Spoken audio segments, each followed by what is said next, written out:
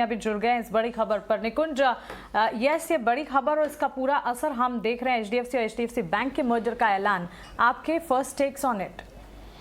मानसी, ये बड़ी खबर नहीं, बहुत बड़ी खबर है और परहैप्स इस साल की सबसे बड़ी खबर होगी।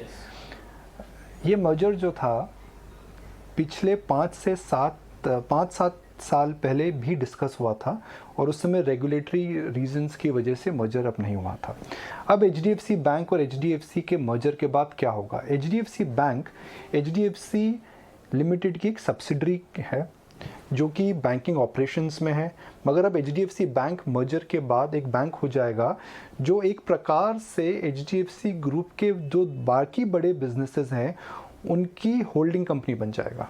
जैसे आईसीआईसीआई बैंक के अंदर आईसीआईसीआई बैंक के अंदर आईसीआईसीआई लोम्बार्ड है, आईसीआईसीआई इंश्योरेंस है, आईसीआईसीआई सिक्योरिटीज़ है, उसी प्रकार को लेकर के एचडीएफसी बैंक जो अब है उसके अंदर हिंदुस्तान की सबसे बड़ी HFC company, home loan business आ जाएगा, इंश्योरेंस बिजनेस आ जाएगा और उसके साथ साथ एएमसी बिजनेस आ जाएगा, और जो काफ़ी बड़े बिजनेसेस हैं।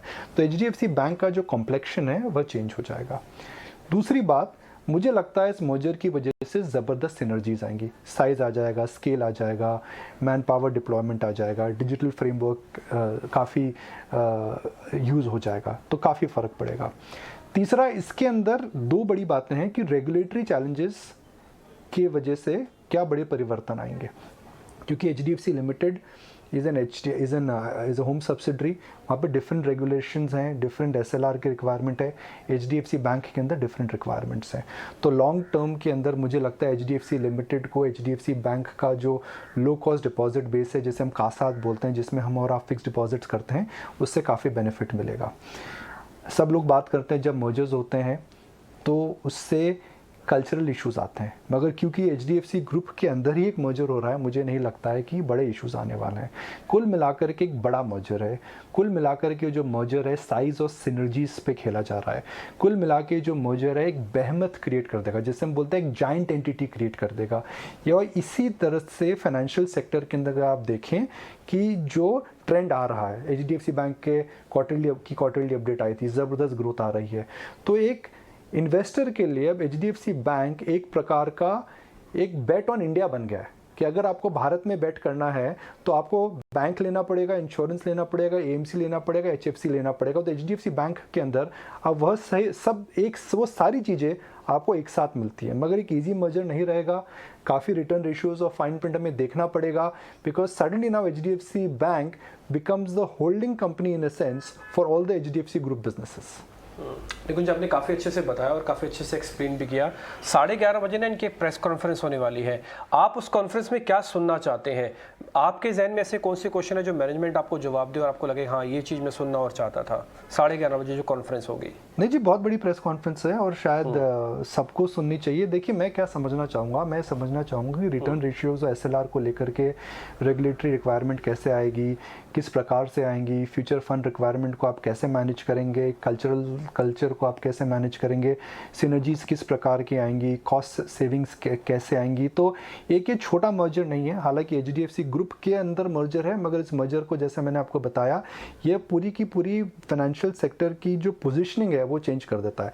अब आप फाइनेंशियल सेक्टर को देखिए, इंडिया में एक तरफ है आईसीआईसीआई बैंक जिसकी प्राय सभी सब्सिडरी लिस्ट हो चुकी हैं, एक तरफ है कोटक महिंद्रा बैंक जो छोटा है इन कंपैरेटिव साइज, उसकी एक भी सब्सिडरी लिस्टेड नहीं है। फिर है स्टेट बैंक ऑफ इंडिया जिसके अंदर कुछ सब्सिडियाँ लिस्ट हुई हैं मगर म्यूचुअल फंड और यूनो अभी भी लिस्ट नहीं हुआ है। एक है आपका एचडीएफसी बैंक मर्ज इन एंटिटी जिसकी भी प्राय सभी सिनर्जीज सभी सब्सिडरी ऑलरेडी लिस्ट हो चुकी हैं। तो काफ़ी इंटरेस्टिंग प्रोपोजिशन आपको अब इंडियन बैंकिंग सेक्टर में देखने को मिल रही हैं। पिछले हफ्ते एक्सिस बैंक ने सिटी बैंक का क्रेडिट कार्ड और वेल्थ मैनेजमेंट बिजनेस एक्वायर करा, तो एक्सिस बैंक भी अपना कॉम्प्लेक्शन चेंज कर रहा है। कुल मिलाकर के the big are getting bigger in the Indian financial space. ये एक ग्लोबल ट्रेंड है और इंडिया में भी वही ट्रेंड देखने को मिल रहा है। मुझे लगता है that when you see a merger like this and when synergies are at play, small banks will always suffer because उनको स्केल को लेकर के, कॉस्ट को लेकर के और सिनर्जी बेनिफिट्स को लेकर के कुछ इतना री रेटिंग नहीं होगा जितना बड़े बैंक्स में हो रहा है. Axis bank in 2-3 years will be a different bank completely after Max acquisition and after the credit card business acquisition and wealth acquisition of Citibank. HDFC bank एकदम अलग हो चुका है. ICICI बैंक जो खड्डे में गिरा था उससे निकल चुका है और स्टेट बैंक ऑफ इंडिया ने भी रफ्तार पकड़ ली है और हमें पता है कि कुछ सालों में यूनो को लिस्ट कराएंगे. तो जो इंडियन बैंकिंग सेक्टर है, मुझे लगता है दैट उसके अंदर हालांकि ग्रोथ की ऑप्शन सब बैंक्स के पास है, मगर जो साइज और सिनर्जी की बात हो रही है, मुझे लग रहा है वो 3-4 बैंक्स में ही सबसे ज़्यादा इस समय विजिबल है. बिल्कुल. निकुंज, ऑफ कोर्स साइज और सिनर्जी की बात जिस तरह से आप कर रहे हैं, एक और डेटा, एक और ऑब्जर्वेशन ये भी आता हुआ दिख रहा है कि इस मर्जर के बाद HDFC being merged with HDFC bank, एक पोटेंशियल है HDFC बैंक के लिए to be included in MSCI index. फिलहाल हम देख रहे हैं HDFC बैंक नहीं है इंक्लूडेड, क्योंकि HDFC फिलहाल जो है HDFC bank is considered as an FII, लेकिन पोस्ट मर्जर जब रिलिंक्विश्ड सिनर्जीज आते हुए दिखेंगे, क्या लगता है ऐसी कोई आसार भी हैं जो आप फिलहाल देख रहे हैं? Too early but just an idea. नहीं, देखिए, जो MSCI इंडेक्स में आप आते हैं, आपने एकदम सही बोला कि उसके अंदर एक मेथडोलॉजी फॉलो होती है जिसके अंदर फ्री फ्लोट होता है, प्रमोटर होल्डिंग होती है, तो वो मान्यता तो मिलेगी कि इस मर्ज्ड एंटिटी के अंदर जो साइज़ है और जो फ्री फ्लोट है वो कैलकुलेट करना पड़ेगा. मगर अभी MSCI इंडेक्स में तो HDFC बैंक आ ही जाएगा. फ्री फ्लोट को लेकर के मुझे नहीं लगता कि बड़ी चिंता की बात है, बिकॉज इसके अंदर ओनरशिप को लेकर के जो मैक्सिमम परमिसिबल ओनरशिप लिमिट है वो हो जाएंगी.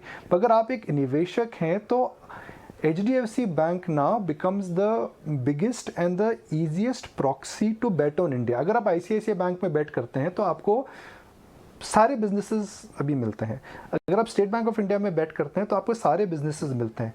उसी प्रकार HDFC बैंक में अगर मर्जर से पहले आप बेट कर रहे थे तो आपको सिर्फ बैंकिंग बिजनेस, उनकी जो सिक्योरिटी सब्सिडरीज है, उनकी जो व्हीकल सब्सिडरी है HDFC फाइनेंस, उसमें एक्सपोजर मिल रहा था.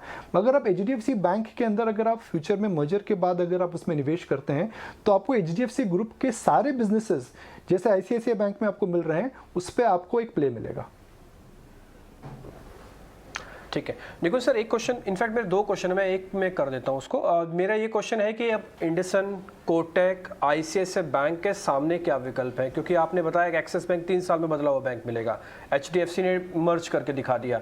अब ये 3 बैंक, कोटक, इंडसन और ICICI, इनके ऊपर कितना अनड्यू प्रेशर होगा अब? डिम्पी, देखिए, पहले तो बिग पिक्चर की बात करते हैं. अगर बैंकिंग की अगर अपॉर्चुनिटी की हम देखें तो इंडिया में इतनी मैसिव अपॉर्चुनिटी है कि सारे बैंक्स एग्जिस्ट कर सकते हैं. अब ये हर बैंक को एक अपनी रणनीति बनानी पड़ती है कि वह किस प्रकार उनको लगता है कि उनको मैक्सिमम ग्रोथ आएगी और शेयर होल्डर को बेनिफिट मिलेगा.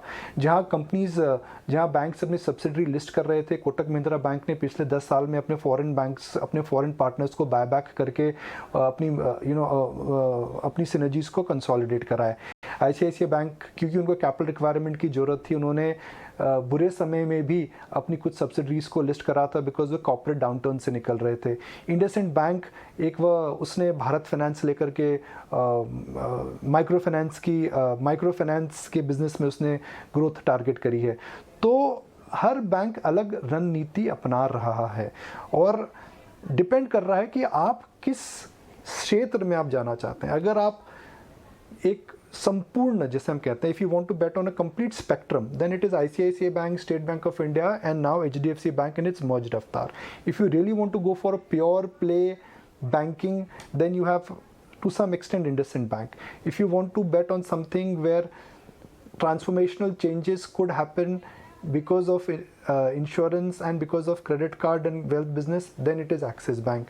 Then if you believe that आपको unsecured loan में जाना है तो आपको जाना पड़ेगा शायद Axis और AU और शायद बंधन बैंक में. अगर आपको लगता है कि आपको P री रेटिंग या price to book re rating पे बेट करना है तो शायद आपको फेडरल बैंक या फिर आपको करूर वैसा बैंक पे जाना पड़ेगा. तो डिपेंड कर रहा है कि आप किस क्षेत्र में और आपकी समझ क्या और आप कंफर्ट में कहाँ हैं. मगर जो एक हमारे व्यूअर के लिए एक जो इम्पॉर्टेंट मैसेज ये है मेरे हिसाब से, वह ये है कि that in the Indian banking system और in the Indian financial sector, the big are getting bigger and the bigger are getting giant and the giant is becoming bigger giant. तो एक प्रकार का जो टॉप लेवल पर हम synergies देख रहे हैं उससे साफ जाहिर हो रहा है दैट जो बड़े बैंक्स हैं, जो बड़ी एंटिटीज़ हैं, वो और बड़ी हो रही हैं। So giant is getting gianter. This is what concluded by निकुंज। ठीक है, शुक्रिया निकुंज, इसको इतने सिंप्लीफाइड वे में व्यूअर्स के लिए पहुंचाने के लिए बहुत बहुत मैं अश्विन शुक्रिया। मार्क के बाद